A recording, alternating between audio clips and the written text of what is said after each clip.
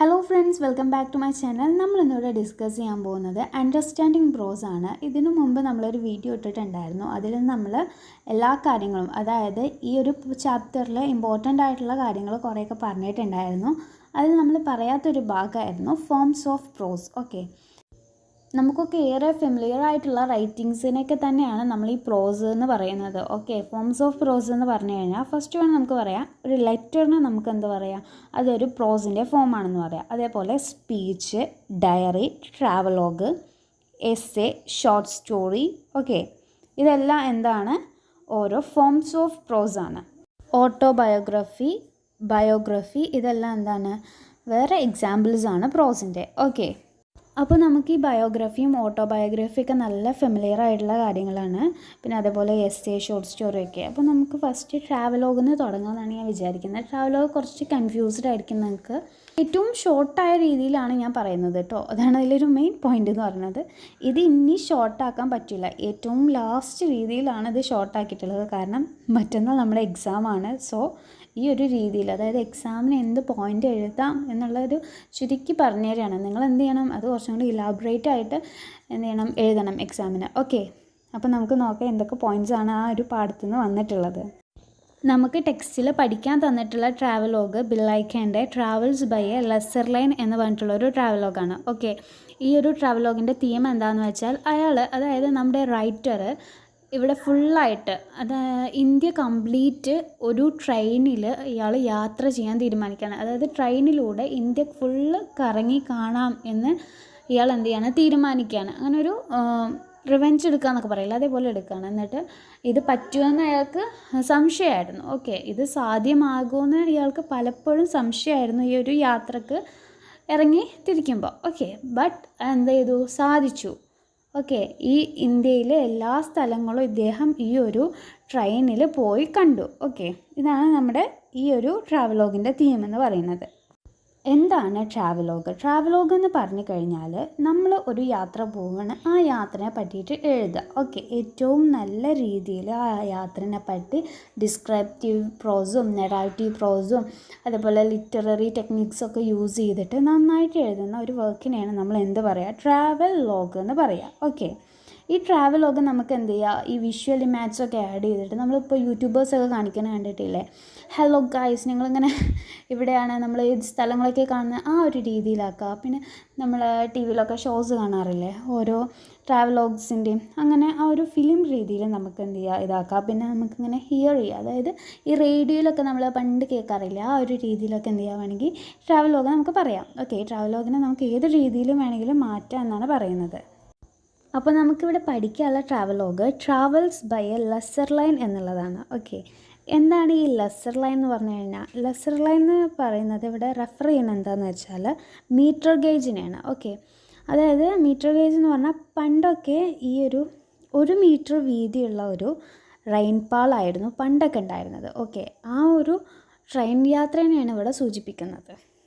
ഈ ഒരു യാത്ര തുടങ്ങുന്ന എവിടെയെന്ന് വെച്ചാൽ ആസാമിൽ വെച്ചിട്ടാണ്. ആസാമിലെ ലിഡോ എന്ന് പറയുന്ന സ്ഥലത്ത് വെച്ചിട്ടാണ്, അതായത് ഒരു സ്റ്റേഷൻ ഉണ്ട് അവിടെ വെച്ചിട്ടാണ് എന്ത് ചെയ്യുന്നത്, ഇദ്ദേഹത്തിൻ്റെ യാത്ര തുടങ്ങുന്നത്.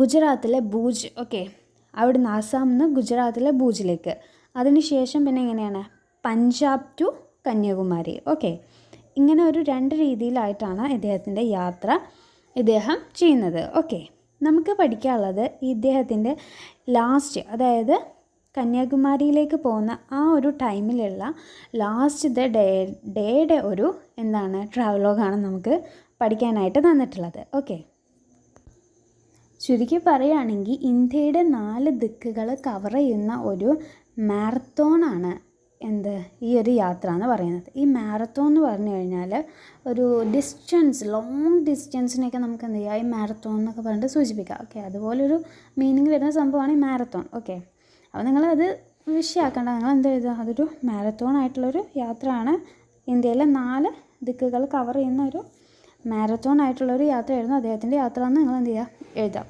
ഓക്കെ, അപ്പോൾ ഇദ്ദേഹത്തിൻ്റെ യാത്ര അവസാനിക്കുന്നത് തിരുച്ചെന്തൂർ എന്ന് പറയുന്ന സ്ഥലത്താണ്. ഇത് എവിടെയെന്ന് വെച്ചാൽ, ഇത് കന്യാകുമാരിക്കും രാമേശ്വരത്തും ഇടയ്ക്കുള്ള ഒരു കോസ്റ്റൽ ഏരിയ ഉണ്ട്. ഓക്കെ, അവിടുത്തെ ഒരു ചെറിയൊരു സ്റ്റേഷനാണ് ഈ തിരുച്ചെന്തൂർ എന്ന് പറയുന്നത്. ഓക്കെ, അവിടെ വെച്ചിട്ടാണ് ഇദ്ദേഹത്തിൻ്റെ യാത്ര സ്റ്റോപ്പ് ചെയ്യുന്നത്.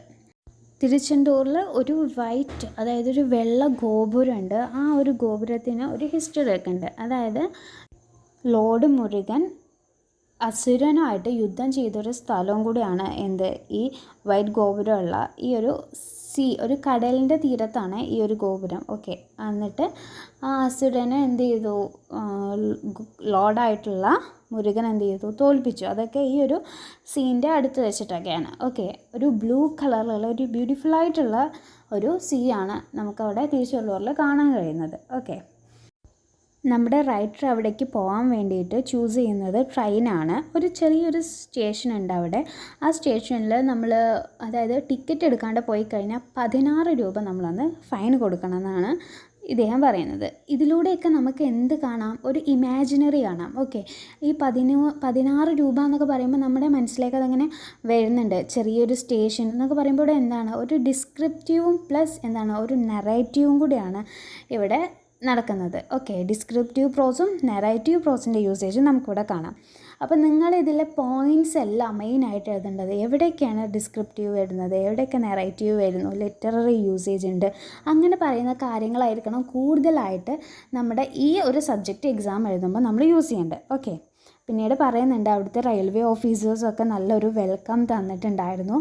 കാരണം എന്താണെന്ന് വെച്ചാൽ ഡൽഹിയിൽ നിന്ന് അവൾ വിളിച്ച് പറഞ്ഞതുകൊണ്ടായിരിക്കും എന്നൊക്കെ പറയുന്നുണ്ടായിരുന്നു. അതിന് മുമ്പുള്ള ഭാഗം നമ്മൾ വായിക്കാത്തതുകൊണ്ട് തന്നെ അങ്ങനെ ഒരു കോൾ വന്നിട്ടുണ്ടാവും. അതിൻ്റെ കാരണത്താലായിരിക്കും ഇദ്ദേഹത്തിന് നല്ലൊരു സ്വീകരണമൊക്കെ ലഭിച്ചിട്ടുണ്ടാവുക. പിന്നെ അദ്ദേഹം അവിടെ നിന്ന് ഒരുപാട് കാര്യങ്ങൾ ആ സ്റ്റേഷൻ ഓഫീസേഴ്സുമായിട്ടൊക്കെ ഡിസ്കസ് ചെയ്യുന്നുണ്ട്. പിന്നെ അങ്ങനെ ട്രെയിൻ സ്റ്റാർട്ട് ചെയ്തു. ഓക്കെ, അപ്പോൾ ഇദ്ദേഹം ആലോചിക്കുകയാണ്, ബസ്സിൽ പോയാലും ഡയറക്റ്റായിട്ട് എന്ത് ചെയ്യുക, ഈ ഒരു തിരുച്ചെന്തൂരിൽ കറക്റ്റായിട്ട് എത്താം. പക്ഷേ ഈ ഒരു ട്രെയിനിൽ പോകുന്ന അത്ര ഒരു കംഫേർട്ട് ഉണ്ടാവില്ല. കാരണം ഇതിനു മുമ്പ് ഇദ്ദേഹം പോയപ്പോഴും ഉണ്ടായ പല അനുഭവങ്ങളെ പറ്റിയിട്ടാണ് പിന്നെ അവിടെ ഡിസ്കസ് ചെയ്യുന്നത്. ഇവിടെ എന്താണ്, ഒരു ഇവൻറ്റ് ബൈ ഇവൻ്റ് ആയിട്ടും പറയുന്നുണ്ട്. അതോടൊപ്പം തന്നെ നല്ലൊരു ഡിസ്ക്രിപ്റ്റീവ് പ്രോസും നമുക്ക് അവിടെ കാണാം. ഓക്കെ, അതായത് ഈ ബസ്സിൽ ട്രാവൽ ചെയ്യുന്ന ടൈമിൽ ഒരുപാട് പാസഞ്ചേഴ്സ് ഉണ്ടാവുമല്ലോ. അതുകൊണ്ട് തന്നെ ആ പാസഞ്ചേഴ്സിന് തമ്മിൽ ഇടയ്ക്ക് വളരെ വലിയ പ്രശ്നങ്ങളൊക്കെ ഉണ്ടാവാറുണ്ട്. കാരണം ഒരാളുമായിട്ട് എന്ത് ചെയ്യില്ല, അഡ്ജസ്റ്റ് ചെയ്യാൻ തീരെ താല്പര്യമില്ലാത്തവരായിരിക്കും. പിന്നെ എന്താണെന്ന് വെച്ച് കഴിഞ്ഞാൽ അവിടെ നമുക്ക് കൾച്ചർ കാണാം. അതായത് ഡിഫറെൻ്റ് ആയിട്ടുള്ള കൾച്ചറുള്ള പീപ്പിൾസാണ്.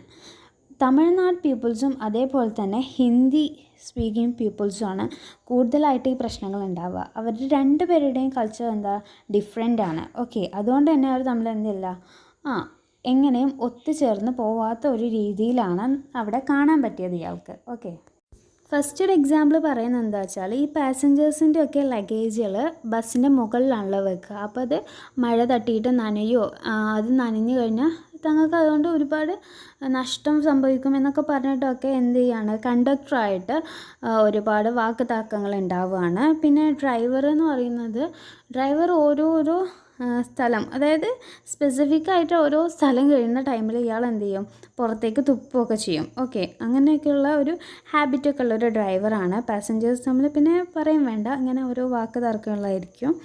പിന്നെ എവിടെയെങ്കിലും ഒരു 5 മിനിറ്റ് ഒന്ന് റീഫ്രഷ് ആവാൻ വേണ്ടിയിട്ട് ടൈം കൊടുത്തു കഴിഞ്ഞാൽ അവരെന്ത് ചെയ്യും, അതായത് ഈ ഹിന്ദി സ്പീക്കിംഗ് പീപ്പിൾസ് എന്ത് ചെയ്യും, ഒരു 15 മിനിറ്റൊക്കെ എടുത്തിട്ട് അവർ ക്ലീനപ്പ് ഒക്കെ ആവുള്ളൂ.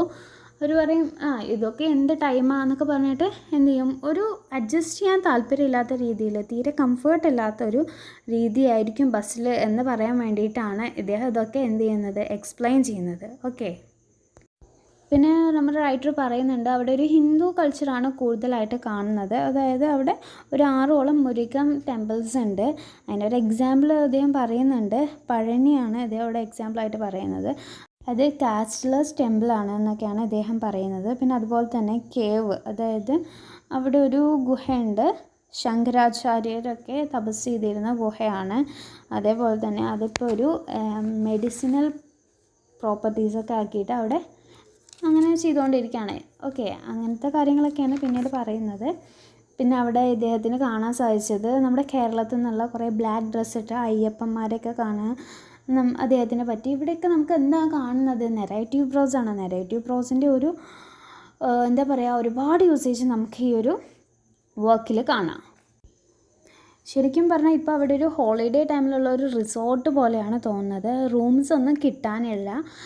80 രൂപയ്ക്കാണ് അവിടെയുള്ള റൂമൊക്കെ അവൈലബിൾ ആയിട്ടുള്ളത്. പിന്നെ ഇദ്ദേഹം ഒരുപാട് നടന്നു കഴിഞ്ഞ് ഇയാൾക്ക് ഒരു റൂം കിട്ടി 40 രൂപയ്ക്ക്. ഓക്കെ, അങ്ങനെ ഈ ഒരു ലോഡ്ജിൽ വെച്ചിട്ട് എന്താണ് ഇദ്ദേഹത്തിൻ്റെ യാത്ര ഇവിടെ സ്റ്റോപ്പ് ആവാണ്. ഓക്കെ, നമ്മുടെ റൈറ്റർ പറയുന്നുണ്ട് ബ്രഹ്മപുത്ര എന്ന് തുടങ്ങിയ ഈ ഒരു യാത്ര എൻഡ് ചെയ്യുന്നത് തിരുച്ചെന്തൂർ എന്ന് പറയുന്ന സ്ഥലത്ത് വെച്ചിട്ടാണെന്ന്. ഓക്കെ, ഇതിൽ മെയിനായിട്ട് നമ്മൾ കാണുന്നൊരു സംഭവമാണ് കൾച്ചറൽ ഡിഫറൻസ്. 2 ടൈപ്പ് പീപ്പിൾസ് തമ്മിലുള്ള ഒരു കൾച്ചറൽ ഡിഫറൻസ് കാണിക്കുന്നുണ്ട്. എക്സ്ട്രീം ഓപ്പോസിറ്റാണ് അവരുടെ സ്വഭാവങ്ങൾ തമ്മിലുള്ളതും അവരുടെ എല്ലാ കാര്യങ്ങളും എങ്ങനെയാണ് എക്സ്ട്രീം ഓപ്പോസിറ്റായിട്ടുള്ള കാര്യങ്ങളാണ്. ഓക്കെ, ഇപ്പോൾ ഹിന്ദി പീപ്പിൾസ് പറയുന്നതും ചെയ്യുന്നതും കാര്യങ്ങളൊന്നും എന്ത് ചെയ്യാൻ പറ്റില്ല, ഈ തമിഴ് പീപ്പിൾസിന് ഉൾക്കൊള്ളാൻ കഴിയില്ല. അതേപോലെ തന്നെയാണ് തിരിച്ചും. ഓക്കെ, അറ്റ് ലാസ്റ്റ് നമ്മുടെ റൈറ്റർ പറയുന്നുണ്ട് തനിക്ക് കേരളത്തിലെ ഹൈ റേഞ്ചൊക്കെ ഒന്ന് കാണണം എന്നുള്ള ഒരു ആഗ്രഹം നമുക്ക് അവിടെ അദ്ദേഹം എഴുതിയതിൽ നിന്ന് മനസ്സിലാക്കാം. അതേപോലെ തന്നെ അദ്ദേഹം പറയുന്നുണ്ട് ഒരുപാട് ഇതുപോലുള്ള യാത്രകൾ ചെയ്താൽ മാത്രമേ ഉള്ളൂ നമുക്ക് ഇന്ത്യയുടെ ശരിക്കുള്ള അവസ്ഥ, ഇന്ത്യ എന്ന് പറഞ്ഞാൽ എന്താണ് എന്നുള്ളത് മനസ്സിലാവുള്ളൂ. ഓക്കെ, അല്ലാതെ നമ്മൾ ഏത് യൂണിവേഴ്സിറ്റി പോയി പഠിച്ചു കഴിഞ്ഞാലൊന്നും നമുക്ക് എന്ത് കിട്ടില്ല, ഈ ഒരു അനുഭവങ്ങൾ കിട്ടില്ല. ഓക്കെ, ഇതൊക്കെ നമുക്ക് എന്താണ് ഒരു അറിഞ്ഞിരിക്കേണ്ട അനുഭവങ്ങളാണ്. ഇത് നമ്മൾ എന്താണ് അനുഭവിച്ചാൽ മാത്രമേ ഉള്ളൂ അറിയുക ഈ ഒരു എക്സ്പീരിയൻസ് ഒക്കെ. ഓക്കെ, ഇതൊക്കെ പറഞ്ഞുകൊണ്ടാണ് നമ്മുടെ റൈറ്റർ ഇത് സ്റ്റോപ്പ് ചെയ്യുന്നത്. ഓക്കെ, നമുക്ക് ഇത്രയും ഭാഗമാണ് ഇതിൽ പഠിക്കാനുള്ളത്. അപ്പോൾ നിങ്ങൾ എന്ത് ചെയ്യുക, അതിൽ യൂസ് ചെയ്തിട്ടുള്ള എക്സ്പോസിറ്ററി, ഞാൻ നേരത്തെ പറഞ്ഞിട്ടുള്ള പോലെ ഡിസ്ക്രിപ്റ്റീവ്, നെറേറ്റീവ്, ഇതൊക്കെ എന്ത് ചെയ്യുക നന്നായിട്ട് നോക്കുക ഏതൊക്കെ ഭാഗങ്ങളിലാണ് വന്നിട്ടുള്ളത്. ലിറ്റററി യൂസേജ്, പിന്നെ ഒരുപാട് എക്സാമ്പിൾസ് പറയുന്നുണ്ട്, കമ്പാരിസൺ ചെയ്യുന്നുണ്ട്, പിന്നെ ഒരുപാട് ഹിസ്റ്റോറിക്കൽ ആയിട്ടുള്ള കാര്യങ്ങൾ പറയുന്നുണ്ട്. ഈ കാര്യങ്ങളൊക്കെ എന്ത് ചെയ്യുക, ഇതൊക്കെയാണ് നിങ്ങൾ കൂടുതലായിട്ട് ഇതിൽ ആഡ് ചെയ്യേണ്ടത്. ഓക്കെ, അപ്പോൾ ഇനി നമുക്ക് നെക്സ്റ്റ് പാർട്ടിലേക്ക് പോവാം. ആനി ഫ്രാങ്കിൻ്റെ ഒരു ഡയറിയാണ് നമ്മളിനി ഇവിടെ ഡിസ്കസ് ചെയ്യാൻ പോകുന്നത്. ഓക്കെ, ഡയറി പറഞ്ഞു കഴിഞ്ഞാൽ എന്താ, ഡയറി എന്ന് പറഞ്ഞു കഴിഞ്ഞാൽ മറ്റുള്ള ലിറ്റററി വർക്ക് പോലെ ഒരു ലിറ്റററി ഫോം തന്നെയാണ് എന്തും ഡയറി എന്ന് പറയുന്നതും. ഓട്ടോബയോഗ്രഫീൻ്റെ ഒരു എക്സാമ്പിൾ വേണമെങ്കിൽ നമുക്കിവിടെ പറയാം. ഓക്കെ, ഓട്ടോബയോഗ്രഫി പോലെ തന്നെയാണ് ഡയറിയും. ബയോഗ്രഫിക്കുള്ള അത്രയും വാല്യൂ എന്തിനുണ്ട്, ഡയറിക്കുണ്ട്. അതായത് നമ്മൾ ഓരോ ദിവസവും ഡയറി എഴുതിക്കൊണ്ടിരിക്കുകയാണെങ്കിൽ ആ ഒരു വ്യക്തിയുടെ ഡയറി ടോട്ടലായിട്ട് എടുത്തു കഴിഞ്ഞാൽ അത് നമുക്ക് എന്ത് പറയാം, ഒരു ഓട്ടോബയോഗ്രഫി ആണെന്ന് പറയാം. ഓക്കെ, സ്വന്തം കഥ ഫസ്റ്റ് പേഴ്സൺ നെറേറ്റീവിൽ എഴുതിയിട്ടുണ്ടാകുന്ന കാര്യമല്ലേ ഈ ഡയറിയിൽ ഉണ്ടാവുക.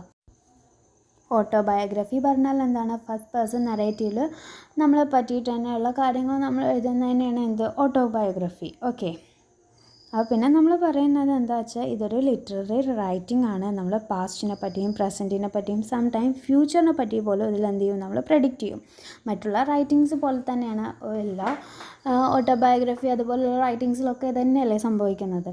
ഫ്യൂച്ചറിനെ പറ്റി പറയുന്നു, പ്രസൻറ്റിനെ പറ്റി പറയുന്നു, പാസ്റ്റിനെ പറ്റി പറയുന്നു. ഓക്കെ, അതുപോലെ തന്നെയാണ് ഇതും. ഇതിലൂടെ നമ്മൾ എന്തൊക്കെ യൂസ് ചെയ്യുന്നുണ്ട്, എക്സാമ്പിൾസ് യൂസ് ചെയ്യും, പല എവിഡൻസ് യൂസ് ചെയ്യും, നമുക്കുണ്ട് ആ എക്സ്പീരിയൻസ് ഷെയർ ചെയ്യും. ഓക്കെ, ഇതൊക്കെ നമ്മൾ എന്തിലൂടെ ചെയ്യും, ഈ ഡയറിയിലൂടെ ചെയ്യും. അപ്പോൾ നമുക്കൊരു ഡയറി വായിച്ചു കഴിയുമ്പോൾ ഒരു ക്ലിയർ പിക്ചർ കിട്ടും. ഓക്കെ, നമ്മുടെ മുമ്പിൽ നടക്കുന്ന പോലെയുള്ള ഒരു സംഭവത്തിൻ്റെ ഒരു ഇമേജ് നമുക്ക് ഉണ്ടാവും. ഓക്കെ, ആൻ ഫ്രാങ്കിൻ്റെ ഡയറി എന്ന് പറയുമ്പോൾ അത് വൺ ഓഫ് ദ ബെസ്റ്റ് ഡയറിയാണ്. വേൾഡിൽ ഇപ്പോഴും നിലനിൽക്കുന്നതിൽ ഏറ്റവും നല്ലൊരു ഡയറി തന്നെയാണ് ആൻ ഫ്രാങ്കിൻ്റെ ഡയറി.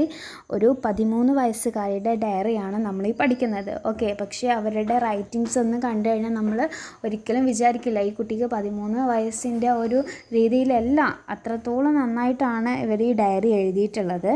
ഓക്കെ, 15ാം വയസ്സിൽ ഇവരെന്ത് ചെയ്തു, മരണപ്പെടുകയും ചെയ്തു. ഓക്കെ, തൻ്റെ ജീവിതത്തിൽ തനിക്ക് മറക്കാൻ പറ്റാത്ത അനുഭവങ്ങളാണ് താൻ ഈ ഡയറിയിലൂടെ ഷെയർ ചെയ്തിട്ടുള്ളത്. ഓക്കെ, ഈ ഒരു ഡയറി പബ്ലിഷ് ചെയ്തത് ഇവരുടെ അച്ഛനാണ്. ഓക്കെ, ഈ 13 വയസ്സായിട്ടുള്ള ഈ ഒരു പെൺകുട്ടി എന്ന് പറയുന്നത് എന്താണ്, ഒരു ജൂയിഷ് ഗേളാണ്. അവൾ ഹോളണ്ടിലായിരുന്നു ജീവിച്ചിരുന്നത്.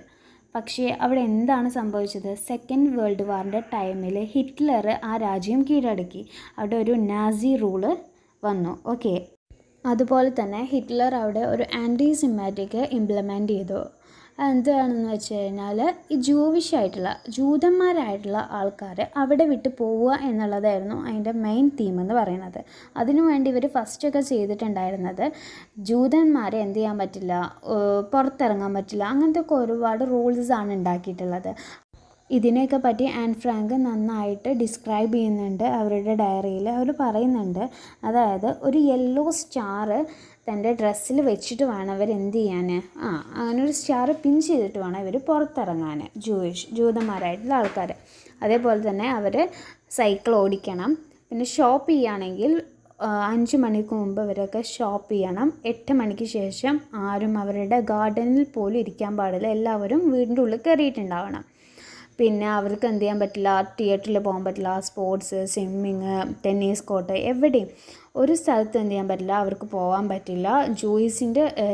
ജൂതന്മാരുടെ സ്കൂളിൽ മാത്രമേ ഉള്ളൂ അവർക്ക് പഠിക്കാൻ പറ്റുക, ഈ ജൂതന്മാരായിട്ടുള്ള കുട്ടികൾക്ക് പഠിക്കാൻ പറ്റുക. അങ്ങനെ അവർ പർച്ചേസ് ചെയ്യുന്ന സാധനങ്ങളാണെങ്കിലും ഇവർക്ക് എന്തേ പറ്റുള്ളൂ, ജൂതന്മാരുടെ കടയിൽ നിന്ന് മാത്രമേ വാങ്ങാൻ പറ്റുള്ളൂ. അങ്ങനെ അറ്റ് ലാസ്റ്റ് ഹിറ്റ്ലർ പറഞ്ഞു ജൂതന്മാരെ ഇവിടെ വിട്ട് പോകണമെന്ന്. ആ ഒരു ടൈമിൽ ഇവരൊക്കെ എന്ത് ചെയ്തു, ചിലവർ ഈ രാജ്യം വിട്ടുപോയി, പലരും പോകാൻ കഴിയാത്തവർ ഈ രാജ്യത്ത് തന്നെ ഒളിത്താവളങ്ങൾ ഉണ്ടാക്കി താമസിക്കാൻ തുടങ്ങി.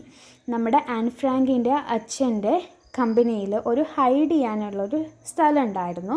ഓക്കെ, ആ ഒരു സ്ഥലത്ത് ആൻ ഫ്രാങ്കും അതുപോലെ തന്നെ 2 കുടുംബം കൂടെ അവിടെ എന്ത് ചെയ്യാണ്, താമസിക്കുകയാണ്. ഓക്കെ, ആ 2 കുടുംബം എന്ന് പറയുന്നത് ഒന്ന് മിസ്റ്റർ ആൻഡ് മിസ്സിസ് വാൻഡമും അതേപോലെ തന്നെ ആൽബർട്ട് ഡ്രോസിൽ എന്ന് പറഞ്ഞിട്ടുള്ള ഈ ഒരു 2 ടീംസുമാണ് എന്ത് ചെയ്യുന്നത്, ഇവർ ഹൈഡ് ഔട്ട് ചെയ്യുന്നത്. ഓക്കെ, അതേപോലെ അതായത് 3 ഫാമിലി. ഓക്കെ, 3 ഫാമിലിയാണ് അവിടെ ഹൈഡ് ചെയ്ത് താമസിക്കുന്നത്. ആ ഒരു ഹൈഡ് ചെയ്യുന്ന പ്ലേസിൽ ഉണ്ടായിരുന്നത് 2 ചെറിയ റൂമാണ്, അതേപോലെ തന്നെ ഒരു ബാത്റൂമും. ആ ഹൈഡ് ചെയ്യുന്ന പ്ലേസിനെ പറഞ്ഞിരുന്നത് സീക്രട്ട് അനക്സ് എന്നായിരുന്നു. ഓക്കെ, ഇവരുടെ നെയ്ബേഴ്സും ഫ്രണ്ട്സൊക്കെ ആയിരുന്നു ഇവർക്ക് ഫുഡ് എത്തിച്ചു കൊടുത്തിരുന്നത്, അങ്ങനത്തെ ഹെൽപ്പൊക്കെ ചെയ്തിരുന്നത് അവരൊക്കെ ആയിരുന്നു. ഇവളുടെ സിസ്റ്ററായിരുന്നു മാർഗോട്ട് ഫ്രാങ്ക്. ഓക്കെ, അതുപോലെ തന്നെ മിസ്റ്റർ ആൻഡ് മിസ്സിസ് വാൻഡമിൻ്റെ മകനായിട്ടുള്ള പീറ്ററായിട്ട് ഇവർക്കൊരു റിലേഷൻ ഉണ്ടായിരുന്നു. ജസ്റ്റ് എന്താ പറയുക, ഒരു ഫ്രണ്ട്ലി റിലേഷനാണ്, പക്ഷെ എന്നാലും അത് അവൾ ഒരുപാട് എൻജോയ് ചെയ്യുന്നുണ്ടായിരുന്നു. ഓക്കെ, അവൾക്ക് ഫസ്റ്റ് ക്രഷ് തോന്നിയ ഒരു വ്യക്തി എന്നൊക്കെ പറഞ്ഞിട്ടുള്ള ഒരുപാട് എഴുതുന്നുണ്ട് ഈ പീറ്ററിനെ കുറിച്ചിട്ട്. ഇവൾക്ക് ഈ ഒരു ഡയറി കിട്ടുന്നത് ഇവളുടെ 13th ബർത്ത്ഡേക്ക് ഒരു പ്രസൻറ്റേഷനായിട്ട് കിട്ടുന്ന ഡയറിയാണ്. സോ ഇവൾ ഈ ഡയറീനെ കിറ്റി എന്ന പേരിട്ട് വിളിക്കുകയാണ്. ഓക്കെ, കാരണം എന്താണെന്ന് വെച്ചാൽ സ്കൂളിൽ പോകാൻ പറ്റുന്നില്ല, ഫ്രണ്ട്സ് ഇല്ല, തൻ്റെ എല്ലാ കാര്യങ്ങളും തനിക്ക് തുറന്ന് പറയാനുള്ള ഒരു വ്യക്തി എന്നുള്ള രീതിയിലാണ് ഈ കുട്ടി എന്തിനെ കണ്ടിരുന്നത്, ഈ ഒരു ഡയറീനെ കണ്ടിരുന്നത്. ഓക്കെ, ഈ ഒളിച്ച് താമസിക്കുന്ന സമയത്ത് ഇവൾക്കുണ്ടായിരുന്ന ആകെ ഒരു ആശ്വാസം എന്ന് പറയുന്നത് ഈ റീഡിങ്ങും റൈറ്റിങ്ങും ഒക്കെ തന്നെ ആയിരുന്നു. പിന്നെ അവർ ഒരുപാട് ബുദ്ധിമുട്ടുകൾ അനുഭവിക്കേണ്ടി വന്നിട്ടുണ്ട്. കാരണം ഫുഡില്ലാണ്ട്, വെള്ളം ഇല്ലാണ്ടൊക്കെ അവർ ജീവിക്കേണ്ടി വന്നിട്ടുണ്ടായിരുന്നു. ഒരു ലൈറ്റ് പോലും ഇവർക്ക് എന്ത് ചെയ്യാൻ പറ്റില്ല, ഓൺ ചെയ്യാൻ പറ്റില്ല, അങ്ങനത്തെയുള്ള അവസ്ഥയൊക്കെ ആയിരുന്നു. ഇവർക്ക് ഫുഡ് കൊണ്ടുവന്ന് കൊടുക്കുന്ന ആൾക്കാർക്ക് ചിലപ്പോൾ ഭക്ഷണം കിട്ടിയിട്ടുണ്ടാവില്ല. സോ അവർക്ക് ആ ഭക്ഷണം കിട്ടിക്കഴിഞ്ഞാലേ ഇവർക്ക് കൊണ്ടുവന്ന് കൊടുക്കാൻ പറ്റുക. അവരുടെ വിശപ്പ് അടങ്ങിക്കഴിഞ്ഞാലല്ലേ ഉള്ളൂ ഇവരുടെ ജീവിതം നിലനിർത്താൻ പറ്റുള്ളൂ. ഓക്കെ, അപ്പോൾ അങ്ങനെ ഭക്ഷണം കിട്ടാത്ത ഒരുപാട് ദിവസങ്ങൾ ഉണ്ടായിട്ടുണ്ട്. തനിക്ക് എന്തില്ല, നല്ലൊരു ഡ്രസ്സില്ല, തങ്ങളുടെയൊക്കെ ഡ്രസ്സ് എന്താവാണ്, കീറിപ്പോയിട്ടുണ്ട്. 2 വർഷത്തോളം അവരിങ്ങനെ ഹൈഡ് ചെയ്ത് ജീവിക്കുകയാണ്, ഒന്നിനും പുറത്ത് പോകാനും പറ്റില്ല. ഡ്രസ്സുകളുടെയൊക്കെ സൈസ് കുറഞ്ഞു, അങ്ങനെയൊക്കെ തൻ്റെ ചേച്ചിക്കും അമ്മയ്ക്കൊക്കെ ഒരുപാട് ബുദ്ധിമുട്ടുണ്ട്. ഒരു അണ്ടർ ഗാർമെൻറ്റ്സ് പോലും ഇവർക്ക് എന്തുണ്ടായിരുന്നില്ല, ആവശ്യാനുസരണം യൂസ് ചെയ്യാൻ എന്തില്ല, ഇവർക്ക് കഴിയുന്നില്ല. ഓക്കെ, അങ്ങനെ ഇവരുടെ അമ്മയുടെ അടുത്തൊക്കെ ചോദിക്കുന്നുണ്ട്, നമുക്ക് എന്നെങ്കിലും ഇതിൽ നിന്നൊന്ന് രക്ഷപ്പെടാൻ പറ്റുമോ, നമുക്കൊരു ചാൻസ് കിട്ടുമോ എന്നൊക്കെ ചോദിക്കുന്നുണ്ട്. പക്ഷെ അമ്മ പറയും, നമ്മൾ എങ്ങോട്ട് പോകാനോ എവിടേക്കും നമുക്ക് പോകാൻ പറ്റില്ല, കാരണം ഈ ഹോളണ്ട് ഫുള്ള് എന്താണ് അവർ കീഴടക്കിയിരിക്കുകയാണ്, നമുക്ക് എങ്ങോട്ടും പോകാൻ സാധിക്കില്ല എന്ന് പറയുന്നുണ്ട്. ഇതിൻ്റെ ഇടയ്ക്ക് അമ്മ പറയുന്നുണ്ട് ബ്രിട്ടീഷുകാർ നമ്മളെയൊക്കെ ഹെൽപ്പ് ചെയ്യാൻ വരുന്നു എന്നൊരു ന്യൂസ് കാണുന്നുണ്ട്. സോ നമുക്ക് ആ ഒരു ഇതിൽ എന്ത് ചെയ്യുക, ഹോപ്പ് ചെയ്ത് ഇരിക്കുക, അവരെ പ്രതീക്ഷിച്ചിരിക്കുക എന്ന് പറയുന്നുണ്ട്. അവരൊക്കെ ഒരുപാട് എന്താ പറയുക, ജീവിക്കുന്നുണ്ട്, പക്ഷേ മരിക്കുന്നതിന് തുല്യമായിട്ടാണ് പലരും ജീവിക്കുന്നത്. കാരണം എന്താണെന്ന് വെച്ചാൽ വെടിവെച്ചുകളും ബോംബും അങ്ങനെയുള്ള ഒരുപാട് സംഭവങ്ങൾക്കിടയിലാണ് ഇവർ ജീവിക്കുന്നത്. എപ്പോൾ വേണമെങ്കിലും തങ്ങളുടെ ജീവിതങ്ങളൊക്കെ എന്തു ചെയ്യും, അവസാനിക്കും എന്നുള്ളൊരു വിശ്വാസത്തിലാണ് ഇവരൊക്കെ എന്ത് ചെയ്യുന്നത്, ജീവിക്കുന്നത്. പക്ഷേ ഈ ക്യാമ്പുകളിലൊക്കെ കൊണ്ടുവരുന്ന ആൾക്കാരുണ്ട്, അവരെയൊക്കെ ജീവിതത്തെ വെച്ച് നോക്കുമ്പോൾ ഇവരൊക്കെ എത്രയോ ഭാഗ്യവാന്മാരാണ് എന്നാണ് ഇവിടെ നമ്മുടെ റൈറ്റർ പറയുന്നത്. ഓക്കെ, റൈറ്ററിന് തന്നെ എയർമാൻസിനെയൊക്കെ ഒരുപാട് പേടിയായിരുന്നു. ഈ എയർമാൻസിൻ്റെ ഒരു വിമാനത്തിൻ്റെയൊക്കെ സൗണ്ട് കേൾക്കുന്ന ടൈമിൽ തന്നെ ഇവർ എന്ത് ചെയ്യും, വേഗം അച്ഛൻ്റെയും അമ്മേൻ്റെയും ബെഡിൻ്റെ അടിയിൽ, കട്ടിലിൻ്റെ അടിയിൽ പോയിട്ട് കിടക്കാറുണ്ട് പേടിച്ചിട്ട്. അവരെന്ത് ചെയ്യും, ഓരോരോ ബോംബുകൾ കൊണ്ടുവന്ന് ഓരോ സ്ഥലത്തിടും. ആ ഒരു പൊട്ടുന്ന സൗണ്ടൊക്കെ കേൾക്കുമ്പോൾ ശരിക്കും ഈ 13 ഏജ് ആയിട്ടുള്ള ഈ ഒരു കുട്ടിക്ക് ശരിക്കും പേടിയുണ്ടാവും. അതൊക്കെ നന്നായിട്ട് എക്സ്പ്ലെയിൻ ചെയ്യുന്നുണ്ട്. അതുപോലെ തന്നെ നമുക്കിവിടെ ഒരു ഐറണിയുടെ യൂസേജ് കാണാം, നൈസ് പീപ്പിൾ ദ ജർമ്മൻസ് എന്ന് പറയുന്നത്. കാരണം ഇതിൻ്റെ തിരിച്ചും ഓപ്പോസിറ്റാണ് അവിടെ സംഭവിക്കുന്നത്. അതുകൊണ്ടാണ് ഈ ഒരു ലൈൻ എന്ന് പറഞ്ഞാൽ എന്താണ്, ഒരു ഐറണിയാണെന്ന് പറയുന്നത്. ഓക്കെ, പിന്നെ അതേപോലെ തന്നെ ഇവളുടെ ഏറ്റവും വലിയ ആഗ്രഹം എന്ന് പറയുന്നത് ഒരു ജേർണലിസ്റ്റ് ആവാനാണ്. സോ അവളിങ്ങനെ ഇവളുടെ ഭാവിയെക്കുറിച്ച് ആലോചിച്ച് ഇങ്ങനെ ഭയങ്കര കൺഫ്യൂസ്ഡ് ആയിട്ടിരിക്കുകയാണ്. തനിക്കിനി സ്കൂളിൽ പോകാൻ പറ്റുമോ, തനിക്കിനി ഒരു ജീവിതം ഉണ്ടോ എന്നൊക്കെ ആലോചിക്കുകയാണ്. തൻ്റെ അമ്മയും അച്ഛനും എല്ലാവരും ഭയങ്കര ഹാപ്പി ആയിട്ടായിരുന്നു ജീവിച്ചിരുന്നത്.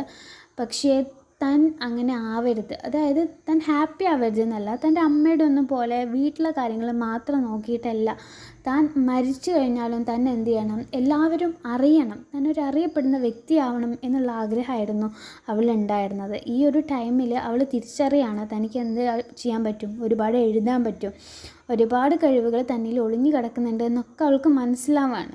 പക്ഷേ എന്താണ്, ഇവൾ 15-ാം വയസ്സിൽ തന്നെ എന്ത് ചെയ്യാണ്, മരണപ്പെടുകയാണ്. പക്ഷേ അവളുടെ റൈറ്റിങ്സ് ഇന്നും എന്ത് ചെയ്യുന്നുണ്ട്, നമ്മളിവിടെ ഇരുന്ന് പഠിക്കുന്നുണ്ടെങ്കിൽ അവളുടെ ആഗ്രഹം എന്താണ്, അത്രയേറെ ട്രൂത്തുള്ള ഒരു ആഗ്രഹം ആയതുകൊണ്ടാണ് ഇത് സംഭവിച്ചത്. ഓക്കെ, അങ്ങനെ 2 വർഷങ്ങൾ കടന്നുപോയി. ഹിറ്റ്ലറിൻ്റെ ഗെസ്റ്റപ്പോ എന്ന് പറയുന്ന പട്ടാളക്കാർ, അതായത് ഈ ഹൈഡ് ചെയ്തിരിക്കുന്നവരെയൊക്കെ കണ്ടുപിടിച്ച് അവരെന്ത് ചെയ്യുക, ഒരു ട്രക്കിൽ കയറ്റിയിട്ട് ക്യാമ്പിലേക്ക് കൊണ്ടുപോകും.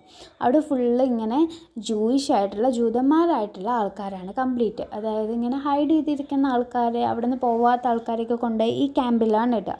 ആ ഒരു ക്യാമ്പ് എന്ന് പറഞ്ഞു കഴിഞ്ഞാൽ വേണ്ട രീതിയിലുള്ള ഫുഡോ സെക്യൂരിറ്റിയോ ഒന്നുമില്ലാത്ത ഒരു സ്ഥലമാണ് ഈ ഒരു ക്യാമ്പ് എന്ന് പറയുന്നത്. അതിലെങ്ങനെയാണ്, അവരുടെയൊക്കെ അടിമകളായിട്ടാണ് ഈ കൊണ്ടുപോകുന്ന ജൂതന്മാരൊക്കെ അവിടെ ജീവിക്കുന്നത്. അവർ ജീവിക്കുന്നതിനേക്കാൾ അവർ ആഗ്രഹിക്കുന്നത് മരിക്കാനായിരുന്നു. ഓക്കെ, അങ്ങനെ ആ ഒരു ക്യാമ്പിലെ യാതനകളും പീഡനങ്ങളും ഒക്കെ സഹിച്ചിട്ടാണ് നമ്മുടെ ആൻ ഫ്രാങ്ക് എന്ത് ചെയ്ത് മരണപ്പെട്ടത്. ഓക്കെ, 1944 ആഗസ്റ്റ് 1 അവളുടെ അവസാന ഡയറി എൻട്രി. ഓക്കെ, അങ്ങനെ അവർ മരിക്കുകയാണ്. പക്ഷെ അത് കഴിഞ്ഞിട്ട് ഒരു കുറച്ച് ദിവസങ്ങൾക്കപ്പുറം എന്ത് കിട്ടുകയാണ്, അവിടെ നിന്ന് എല്ലാവരും രക്ഷപ്പെടുന്നുണ്ട്. ഈ ഒരു സംഭവത്തിൽ നിന്ന് ഇവരുടെ ഫാമിലിയിൽ നിന്ന് രക്ഷപ്പെട്ടിട്ടുള്ളത് ഇവരുടെ ഫാദർ മാത്രമായിരുന്നു. ബാക്കി എല്ലാവരും എന്തായി, മരണപ്പെട്ടു. ഓക്കെ, ഇവരുടെ ഫാദറാണ് പിന്നെ എന്ത് ചെയ്തത്, ഈ ഒരു ഡയറി പബ്ലിഷ് ചെയ്തത്. ഇനി നമുക്ക് ഓട്ടോബയോഗ്രഫിയും ബയോഗ്രഫിയും തമ്മിലുള്ള ഒരു ഡിഫറൻസിനെയൊക്കെ പറ്റിയിട്ട് ഒന്ന് പറഞ്ഞു പോകാം. നിങ്ങൾക്ക് അറിയുന്ന കാര്യങ്ങളൊക്കെ തന്നെയാണ്. ബയോഗ്രഫി എന്ന് പറഞ്ഞു കഴിഞ്ഞാൽ ഒരു ആളെ പറ്റിയിട്ട് വേറൊരാൾ എഴുതുന്നതാണ് ബയോഗ്രഫി. ഓട്ടോബയോഗ്രഫി എന്ന് പറഞ്ഞു കഴിഞ്ഞാൽ എന്താണ്, സ്വയം, അതായത് നമ്മൾ സ്വയം എഴുതുന്നതിനെയാണ് എന്ത് പറയുക, ഓട്ടോബയോഗ്രഫി എന്ന് പറയുക. ബയോഗ്രഫിയിൽ ഡെത്തിന് ഇമ്പോർട്ടൻസ് ഉണ്ട്. ഓക്കെ, ഒരാളുടെ ഡെത്ത് സംഭവിച്ചു എന്നുള്ള കാര്യം നമ്മളവിടെ പറയും. പക്ഷേ ഓട്ടോബയോഗ്രഫിയിൽ അങ്ങനെ പറയുമോ, ഇല്ല. നമ്മൾ മരിക്കുന്നതിന് മുമ്പാണല്ലോ നമ്മൾ ഓട്ടോബയോഗ്രഫി എഴുതുന്നത്. പിന്നെ കൂടുതൽ ഇമ്പോർട്ടൻസ് ബയോഗ്രഫിയിൽ എന്തിനായിരിക്കും, മറ്റുള്ളവരുടെ ഒപ്പീനിയൻസിനായിരിക്കും. ഓക്കെ, പക്ഷേ ഓട്ടോബയോഗ്രഫിയിൽ അങ്ങനെ ഒരാളുടെ ഒപ്പീനിയൻ്റെ ആവശ്യമില്ല. പിന്നെ ഓട്ടോബയോഗ്രഫിയിൽ നമ്മുടെ എന്തുണ്ടാവും, കുട്ടിക്കാലത്തെ പറ്റി, നമ്മുടെ ഫാമിലി, നമ്മുടെ പാരൻസ്, നമ്മുടെ ഫ്രണ്ട്സ്, കസിൻസ് എല്ലാവരും ഉണ്ടാവും. പക്ഷേ നമ്മുടെ ബയോഗ്രഫി എന്ന് പറയുന്നതിൽ നമ്മുടെ വിജയം, നമ്മുടെ സക്സസ്, നമുക്കുണ്ടായ ലൈഫിലെ ഏറ്റവും വലിയ ഇവൻറ്റുകൾ, അങ്ങനത്തെ കാര്യങ്ങൾ മാത്രമായിരിക്കും ഉണ്ടാവുക. കാരണം നമ്മൾ കുട്ടിക്കാലത്തെ പറ്റിയിട്ടൊന്നും ഒരു ബയോഗ്രഫി എഴുതുന്ന ആൾക്ക് അത്രയേറെ അറിയാൻ സാധ്യതയില്ല.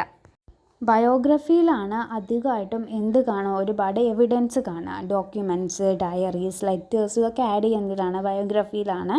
പക്ഷേ ഓട്ടോബയോഗ്രഫിയിലാണെങ്കിൽ എന്ത് ചെയ്യില്ല, ഇതുപോലുള്ള എവിഡൻസിൻ്റെ ഒന്നും ആവശ്യമില്ല. അപ്പോൾ ചിലർ യൂസ് ചെയ്യുന്നത് കണ്ടിട്ടുണ്ട്. ഓക്കെ, ബയോഗ്രഫി ഒരു 3rd പേഴ്സൺ നറേറ്റീവാണ്. Autobiography first person നറേറ്റീവാണ്.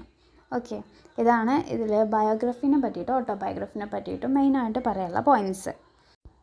നമ്മളപ്പോൾ ഫോംസ് ഓഫ് പ്രോസിൽ ഡയറി എന്താണ്, ട്രാവലോഗ് എന്താണ് എന്നുള്ളത് ഡിസ്കസ് ചെയ്തു. സോ നിങ്ങൾ എന്ത് ചെയ്യുക, ബാക്കിയുള്ള കാര്യങ്ങളൊക്കെ ജസ്റ്റ് ഒന്ന് നന്നായിട്ട് വായിച്ചിട്ട് പോവുക. ഓക്കെ, നിങ്ങൾക്ക് എല്ലാം അറിയുന്ന കാര്യങ്ങളായിരിക്കും എസ്സേയും ഷോർട്ട് സ്റ്റോറിയും ഒക്കെ. അപ്പോൾ എല്ലാത്തിനെയും പറ്റി നന്നായിട്ട് വായിച്ചിട്ട് പോവുക. അപ്പോൾ നിങ്ങൾക്ക് ഈ വീഡിയോ ഇഷ്ടമായിട്ടുണ്ടെങ്കിൽ ലൈക്ക് ചെയ്യുക, ഷെയർ ചെയ്യുക, സബ്സ്ക്രൈബ് ചെയ്യുക. താങ്ക്